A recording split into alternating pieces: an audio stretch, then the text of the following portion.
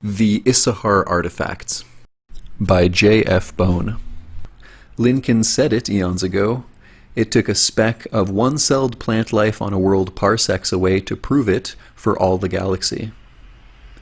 The following manuscript was discovered during the excavation of a lateral connecting link between the north-south streamways in Narhil province near Issahar on Kwashior. The excavator, while passing through a small valley about 20 yersts south of the city, was jammed by a mass of oxidized and partially oxidized metallic fragments. On most worlds, this would not be unusual, but Kwashior has no recorded history of metallic artifacts. The terrestrial operator, with unusual presence of mind, reported the stoppage immediately. Asasul, the district engineering monitor, realized instantly that no metallic debris should exist in that area, and in consequence ordered a most careful excavation in the event that the artifacts might have cultural significance. The debris proved to be the remnants of an ancient spaceship similar to those described in Sector Chronicles 4 through 7, but a much smaller size and cruder design, obviously a relic of pre-expansion days. Within the remnants of the ship was found a small box of metal covered with several thicknesses of tar and wax-impregnated fabric, which had been mostly destroyed.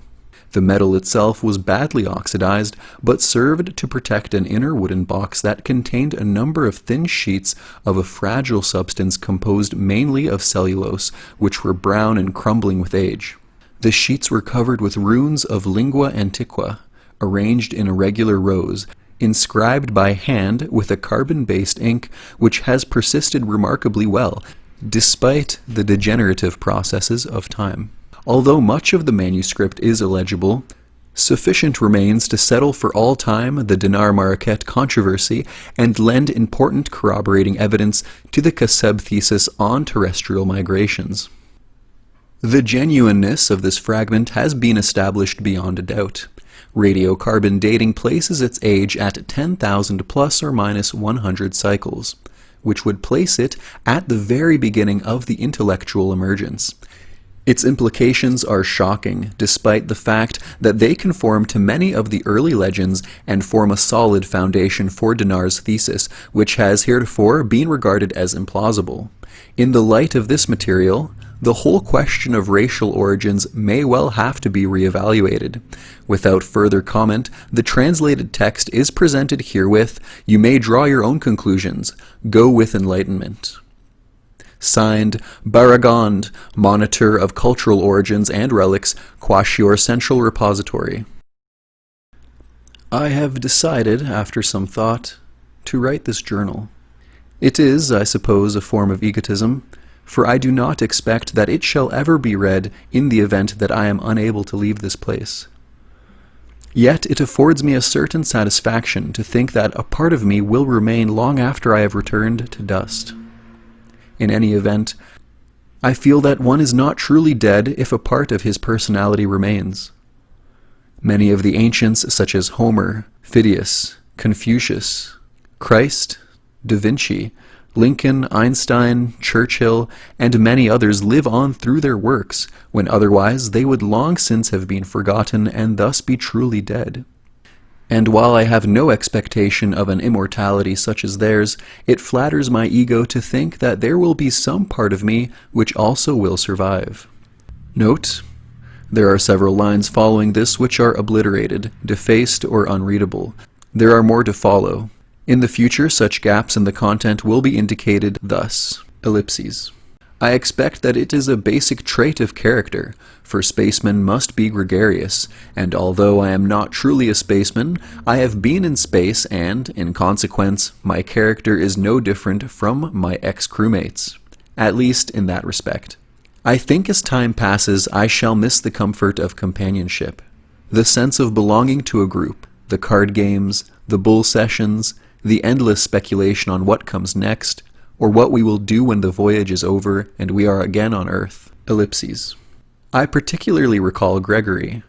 Odd, but I never knew his surname. Or maybe it was his given name, for Gregory could function as well in one respect as the other. He would boast continually of what he would do to wine, women, and song once we returned to Earth. Poor Gregory. The meteor that hulled our ship struck squarely through the engine room where he was on duty. Probably he never knew that he had died. At least his fate had the mercy of being brief. Certainly, it is not like mine. It was, ellipses. Given, ellipses. There was plenty of time for the survivors to reach the lifeboats, and in our decimated condition there were plenty of boats, which increased our chances of living by a factor of 4, ellipses. I suppose that it was foolish to give way to the feeling of every man for himself, but I am not a spaceman trained to react automatically to emergencies. Neither am I a navigator or a pilot, although I can fly in an emergency. I am a biologist, a specialist member of the scientific staff, essentially an individualist. I knew enough to seal myself in, push the eject button, and energize the drive. However, I did not know that a lifeboat had no acceleration compensators, and by the time the drive lever returned to neutral, I was far out in space and thoroughly lost. I could detect no lifeboats in the vicinity, nor could I raise any on the radio. I later found that the transistor malfunctioned, but by then I was well out of range, stranded between the stars and the black emptiness of space. After reading the manual on lifeboat operation, there was but one course open. I selected the nearest G-type star, set the controls on automatic, and went into cold sleep. There was nothing else to do. If I remained awake, I would be dead of oxygen starvation long before I reached a habitable world. The only alternative was half-death on frozen sleep and the long wait until the boat came within range of the sun I had selected. I awoke in orbit around this world, and after I recovered full use of my faculties and checked the analyzer, I decided to land. I'm afraid I did a rather bad job of it, since I used the chemical rockets too late, and the plasma jets scorched a considerable amount of acreage in the meadow where I finally came to rest. However, the residual radioactivity is low, and it is safe enough to walk outside. Ellipses. The lifeboat is lying beside a small stream which empties into a circular pool of blue water in the center of a small meadow. The fiery trail of the jets and rockets has burned a 100-foot-wide path across the meadow and the upper edge of the pool, and ends in a broad, blackened circle surrounding the boat. I came down too fast the last few feet, and the drive tubes are a crumpled mess inextricably fused with the bent landing pads. This boat will never fly again without extensive repairs, which I cannot perform. The hull is otherwise sound, and I am comfortable enough, except for a few rapidly healing bruises and contusions. In a few days I should be well enough to explore. Ellipses. Ellipses. Which I cannot explain. But one thing is certain. My first impression of this place was wrong. The life here, if not animate, is at least intelligent, and it is not friendly. Yet neither does it hate. It observes me with a slow, methodical curiosity that I can sense at the very threshold of consciousness. It is a peculiar sensation that is quite indescribable, unpleasant, but hardly terrifying. I suppose I can feel it more than a normal person because I am a biologist, and it is part of my training and specialized skill to achieve a certain rapport with my surroundings. I first noticed it yesterday. It came suddenly, without warning, a vague uneasiness like the feeling when one awakens from a partially remembered but unpleasant dream, and it has been increasing ever since. The principal impressions I received from this initial contact were an awareness of self and a recognizance of identity. The concept of cogito ergo sum came through quite clearly. I wonder what Descartes would think of an alien intelligence quoting his dogma. I think it is an animal, despite the absence of animal life in this area. The thought patterns are quick and flexible, and they have been increasing in power and precision at an appreciable rate. I shall call the feeling it, until I can identify the source more accurately. Certainly it appears to be as good a description as any, since there is no consciousness of sex in the thought patterns. I wonder what sort of ellipses. And to my surprise I swore. I do not ordinarily curse or use obscenities, not because they are obscene, but because they are a poor and inexact means of conveying ideas or impressions. But in this case, they were particularly appropriate. No other words could so precisely describe my feelings. Me, a rational intelligence, succumbing to such low-level emotional stimuli.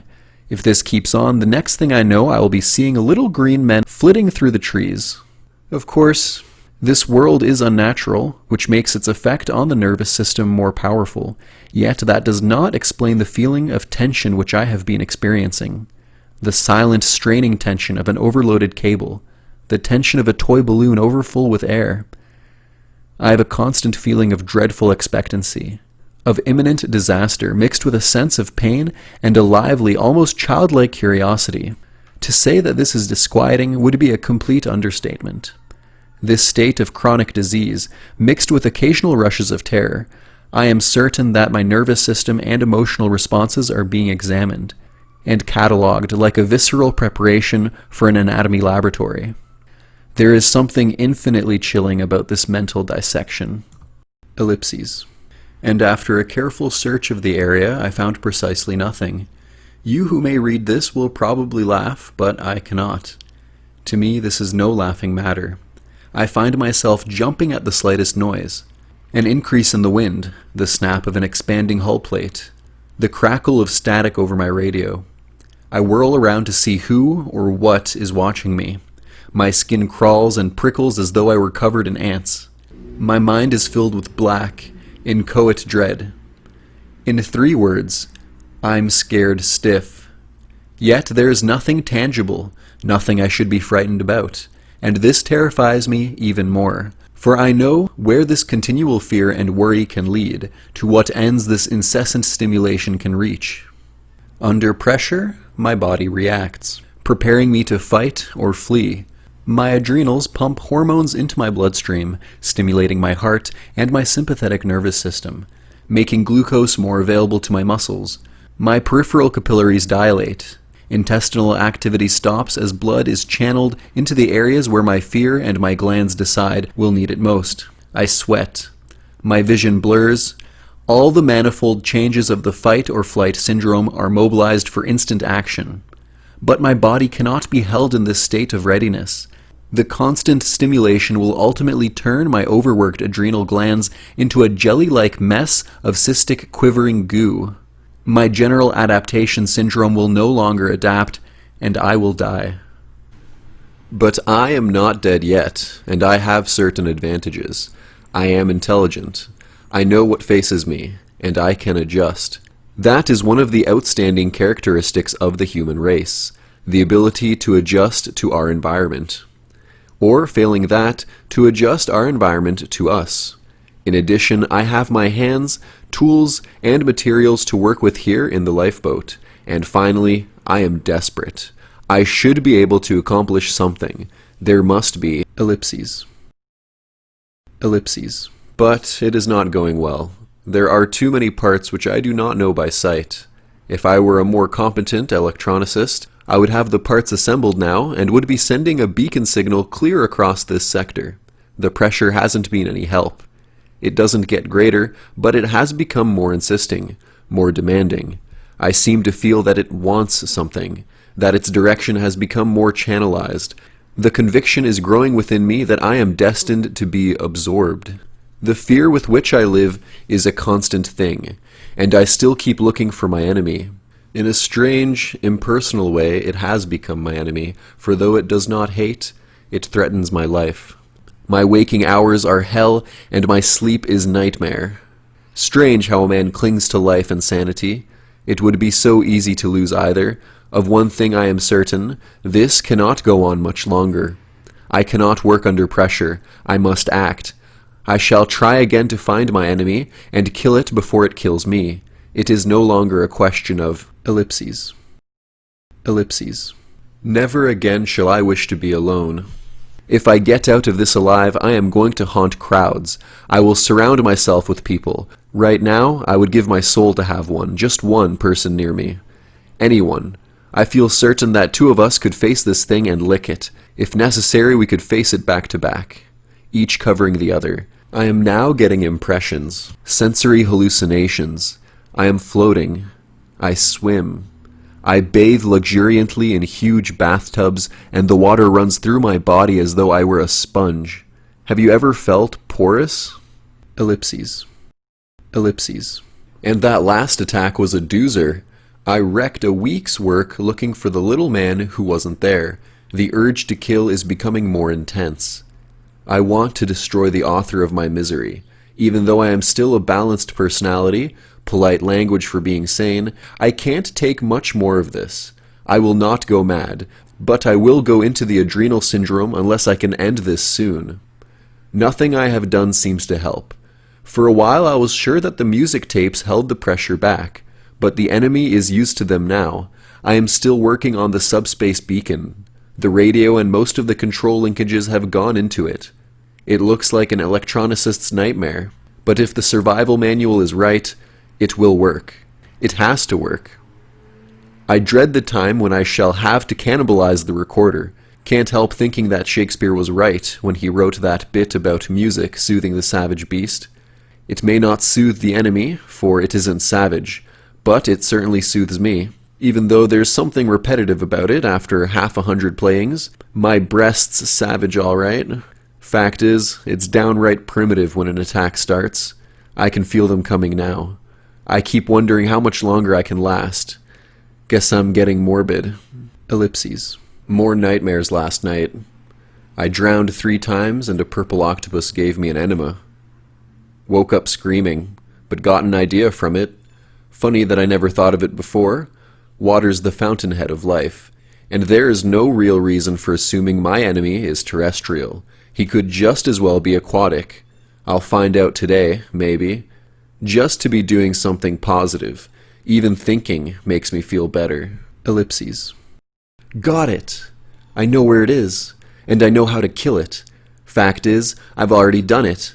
Now there's no more pressure. God, what a relief. This morning I burned the meadow and cut down the nearest trees surrounding this clearing, and nothing happened. I expected that. Then I checked the water. Nothing in the stream, but the pond was green, filled almost to the edge with a mass of algae, 100-foot platter of sticky green slime, cohesive as glue and ugly as sin. It had to be it, and it was. I never saw algae that cohered quite like that, so I gave it about 50 gallons of rocket juice, red fuming nitric acid, right in the belly. Then I sat down and let the tension flow out of me, reveling in its pain, laughing like crazy as it turned brown and the pressure disappeared. No tension at all now. The place is as quiet and peaceful as the grave. I want to laugh and run through the burned meadow and roll in the ashes, so grateful am I for my deliverance. I got the idea of killing the monster from a splash of rocket fuel on the bank of the stream and my memory of the pain in the early feelings. But it was nothing compared to the feeling when the acid hit that damned mass of green slime. Even though my brain was screaming at me, I felt good. I should put a couple of 100 gallons into the stream just to make sure, but I can't afford it. I need the fuel to run the generators to propagate the wave that'll bring me home if someone hears it. And they'll hear it all right. My luck is in. Now I'm going to sleep. Sweet sleep that knits the raveled sleeve of care. Shakespeare, old man, you had a phrase for everything. I love you. I love everything. I even feel sorry for that poor plant. Ellipses. Of guilt. I couldn't help the fact that my jet set up a mutation. And being intelligent, it had to be curious.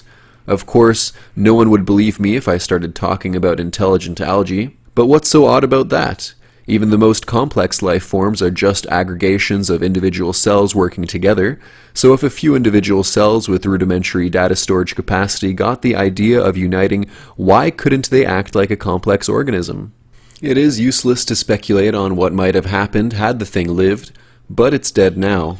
Burned to death in acid, and although destruction of intelligent life is repugnant to me, I cannot help feeling that it is perhaps better that it is gone. Considering how rapidly it developed during its few weeks of life, and the power it possessed, my mind is appalled at its potential. I've had my experience and that's enough. Lord, but I'm tired. I feel like a wrung-out sponge. Guess I'll rest for a little while. Ellipses. Ellipses. And I've received a reply to my signal. They heterodyned it right back along my own beam. They'll be landing in a week. I don't think I'll take this manuscript with me. I couldn't use it. And somehow I don't feel like burning it. Maybe I'll make a time capsule out of it. It will be amusing to speculate about what sort of reaction it'll provoke, providing it is ever read. I can see them now, huge-headed humans, wrinkling their nose and saying, "Intelligent algae? Fantastic! The man must have been mad." The manuscript ends here, and of course we know that the man was not mad. He left behind a rich heritage indeed, for the few cells that escaped his wrath and floated down to the sea. Did we but know his origin, we would erect a suitable memorial if we had to travel to the farthest reach of our galaxy. But the names he quotes are not in our repositories, and as far as the word Earth, which he used for his homeworld, I need not remind my readers that the intelligent terrestrial inhabitants of the 22,748 planets of this sector use the term Earth, or its synonyms soil and world, to describe their planets. Of course, the term home water is gradually replacing this archaic concept as we extend our hegemony ever more widely across the disunited worlds of the galaxy. At that, it seems strange that the unknown author's race should have passed. As individuals, they had so many advantages, while we are so weak and individually so helpless. They could do almost everything except communicate and cooperate. We can do but little else. Yet, our larger aggregations can control entire worlds, some peopled perhaps with descendants of this very individual. It merely proves that Dinar's statement in the preface of his thesis is correct. United, cohesive cooperation is the source of irresistible strength. The end.